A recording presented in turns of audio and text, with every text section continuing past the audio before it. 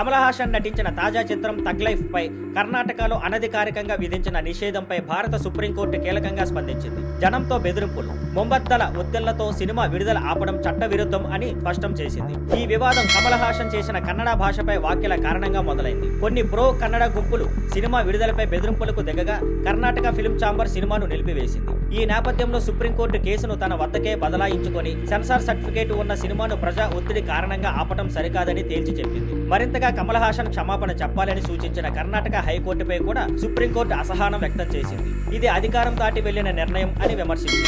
Cinema ప్రదర్శించేందుకు సిద్ధంగా ఉన్న థియేటర్లకు రక్షణ కల్పించాలని, అలాగే జూన్ 18, 2025లోగా పోలీస్ రిపోర్ట్ సమర్పించాలని కర్ణాటక ప్రభుత్వానికి ఆదేశించింది. ఇది సృజనాత్మక స్వేచ్ఛకు మద్దతుగా తీసుకున్న చిత్తశుద్ధి నిర్ణయంగా భావిస్తున్నారు. అయితే కర్ణాటకలో తగ్ లైఫ్ సినిమా విడుదల తేదీ ఇంకా ప్రకటించలేదు. మణిరత్నం దర్శకత్వం వహించిన ఈ సినిమా విడుదలైన తర్వాత వీక్షకులను పెద్దగా ఆకట్టుకోలేకపోయింది. అయితే త్వరలోనే ఈ సినిమా OTTలో విడుదల కావచ్చని సమాచారం. Thank you for watching. Please like, share and subscribe.